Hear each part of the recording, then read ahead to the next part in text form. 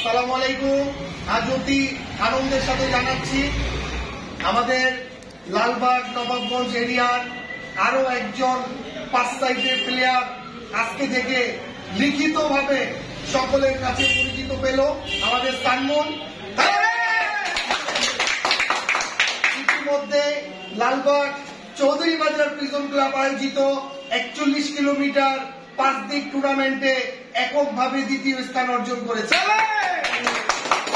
এই সুনাম বয়ে আনার জন্য লালবাগ নবাবগঞ্জ আজকে গর্বিত। আমরা আজকে কবুতর সেক্টরের কাছে সম্মানিত হয়েছি। সেই গৌরব বয়ে এনেছে সানমুন এবং তারা। তাদের এই আজকের এই দিনে আমরা ব্যক্ত করছি তাদের এই ধারাবাহিকতা রেজাল্ট অব্যাহত থাকবে। সামনের দিনে আরো সুন্দর সুন্দর রেজাল্ট আমাদের সকলকে উপহার দিবে। আরেকটা কথা বলতে চাই, শুরুটা ছিল খুব কষ্টের, অল্প সংখ্যক কিছু কবুতর নিয়ে যাত্রা শুরু, কিন্তু মনের সাহস মনোবল তাদেরকে পিছিয়ে হারাতে পারেনি।